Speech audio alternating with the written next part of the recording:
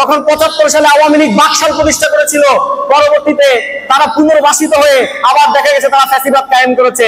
সুতরাং যদি আওয়ামী লীগ আবারও যদি পুনর্বাসিত হয়, তবে বাংলাদেশের যতগুলো ছাত্র জনতা আছে তারা কেবল বৈষম্য বিরোধী ছাত্র আন্দোলন মানবে না।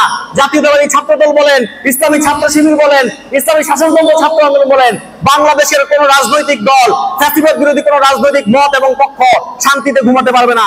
আমরা দেখেছি এমন এক সময় অতিবাহিত হয়েছিল যখন আন্দোলন করার জন্য, ফ্যাসিবাদ বিরোধী মুভমেন্ট করার জন্য আমরা রাস্তায় 10 জন, 15 জন, 20 জন মিলে দাঁড়াতাম, 100 জন মিলে দাঁড়াতাম।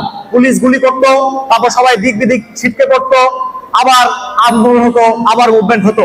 কিন্তু আজ দেখা যাচ্ছে ফ্যাসিবাদ বিরোধী আন্দোলনের যে সকল সম্মুখ সারির যোদ্ধারা আজকে এখানে উপস্থিত হয়েছেন, আমার জানা মতে এখানে বাংলাদেশ জাতীয়তাবাদী ছাত্র দলের নেতা কর্মীরা উপস্থিত আছেন, ইসলামী ছাত্র শিবিরের নেতা কর্মীরা উপস্থিত আছেন, এছাড়াও ইসলামী শাসনতন্ত্র আন্দোলনের নেতা কর্মীরা উপস্থিত সহ আরো বিভিন্ন ছাত্র সংগঠনের, ফ্যাসিবাদ বিরোধী ছাত্র সংগঠনের নেতা কর্মীরা উপস্থিত আছেন। সবাই এই ফ্যাসিবাদের বিরুদ্ধে যে গণ-অভ্যুত্থান হয়েছে, সেই গণ-অভ্যুত্থানের অন্যতম অংশীদার।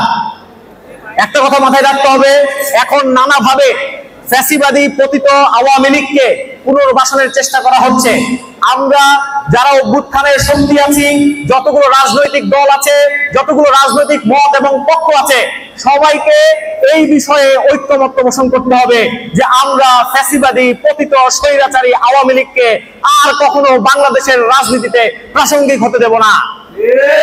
এবং যদিও আমাদের মাঝে মতানৈক্য থাকতে পারে, আমাদের মাঝে রাজনৈতিক বিভিন্ন বোঝাপড়ায়, সংস্কারমূলক কাজে সংস্কার কতটুকু হবে কতটুকু হবে না, নির্বাচন কি এগোবে না পেছাবে, এই সকল বিভিন্ন ইস্যুতে আমাদের মাঝে কিছু মতানৈক্য থাকতে পারে। সেটা পার্টিগতভাবে হোক, সংগঠনগতভাবে হোক, যে কোনোভাবে মতানৈক্য থাকতে পারে। কিন্তু কয়েকটা বিষয় আমাদেরকে একমত থাকতে হবে।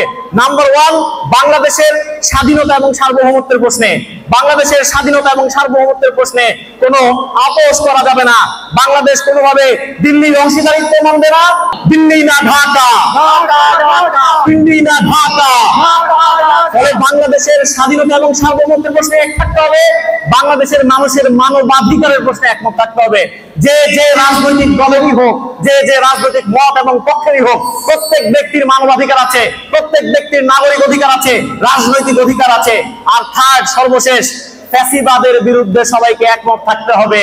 বাংলাদেশে আর কোনো কালেও, পশ্চিমকালেও আওয়ামী লীগ একবার যখন পুনর্বাসিত হয়েছিল, আপনারা সবাই জানেন, যখন ৭৫ সালে আওয়ামী লীগ বাকশাল প্রতিষ্ঠা করেছিল, পরবর্তীতে তারা পুনর্বাসিত হয়ে আবার দেখা গেছে তারা ফ্যাসিবাদ কায়েম করেছে।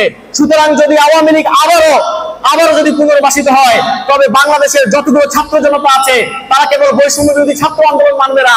জাতীয়তাবাদী ছাত্র দল বলেন, ইসলামী ছাত্র শিবির বলেন, ইসলামী শাসনতন্ত্র ছাত্র আন্দোলন বলেন, বাংলাদেশের কোন রাজনৈতিক দল ফ্যাসিবাদ বিরোধী কোন রাজনৈতিক মত এবং পক্ষ শান্তিতে ঘুমাতে পারবে না।